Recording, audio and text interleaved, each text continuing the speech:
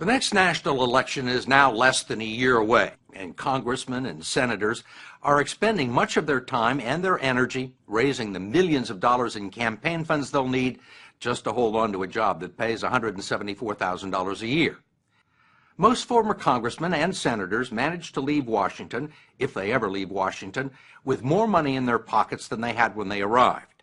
And as you are about to see, the biggest challenge is often avoiding temptation. The story will continue in a moment.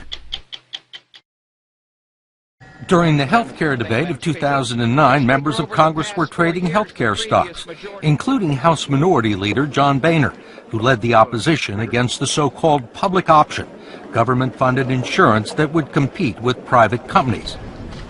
Just days before the provision was finally killed off, Boehner bought health insurance stocks, all of which went up.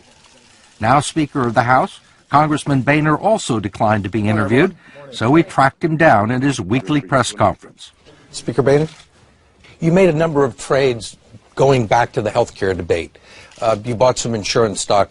Did you make those trades based on non-public information? I have not made any decisions on day-to-day trading activities in my account, and haven't for years. I do not do it, haven't done it, and wouldn't do it. And former House Speaker Nancy Pelosi and her husband had participated in at least 8 IPOs. One of those came in 2008 from Visa, just as a troublesome piece of legislation that would have hurt credit card companies began making its way through the House. Undisturbed by a potential conflict of interest, the Pelosi's purchased 5,000 shares of Visa at the initial price of $44. 2 days later, it was trading at $64. The credit card legislation never made it to the floor of the House. Congresswoman Pelosi also declined our request for an interview, but agreed to call on us if we attended a news conference. Madam Leader, I wanted to ask you why you and your husband, back in March of 2008, accepted and participated in a very large IPO deal from Visa. At a time there was major legislation affecting the credit card companies making its way through the House. And did you consider that to be a conflict of interest? I don't know what your point is of your question. Is there some point that you want to make with that? Well, I guess what I'm asking is, do you think it's all right for a speaker to accept a very preferential and favorable stock deal? Well, we didn't. You participated in the IPO. Well, I have many and at the time you were Speaker of the House. You don't think it was a conflict of interest, or had the appearance of a conflict of interest? It only has the appearance if you decide that you're going to have elaborate on a false premise. But it's not true, and that's that. I don't understand what part's not true. Yes, sir. That I would act upon an investment. Yes, sir. Congresswoman Pelosi pointed out that the tough credit card legislation eventually passed, but it was 2 years later and was initiated in the Senate. I will hold my record in terms of fighting the credit card companies as a Speaker of the House or as a member of Congress up against anyone. He wanted to tell this story through the eyes of people who were paying attention and who knew that a financial disaster was inevitable. But there were a handful of characters who actually had seen it coming and made a fortune off of it.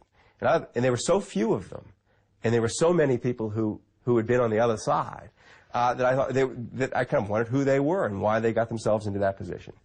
What they saw. What they saw. Almost more how they saw.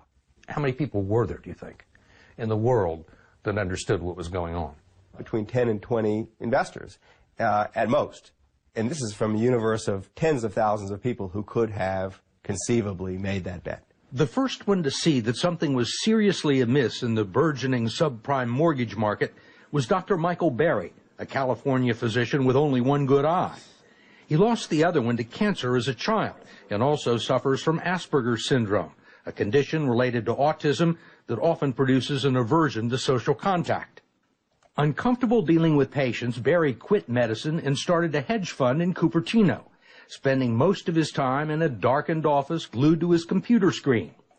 Beginning in 2003, he turned to something that no one else in America was doing, reading and analyzing the pools of risky subprime mortgage loans that Wall Street had been buying up and bundling into highly profitable mortgage-backed securities, which they were selling to investors around the world. But the subprime mortgage market finally collapsed in 2007, just as he had predicted. So you made a ton of money. Made a ton of money. Much more than I ever imagined, I'd ever have. We made $725 million, I think, on the funds in 2007.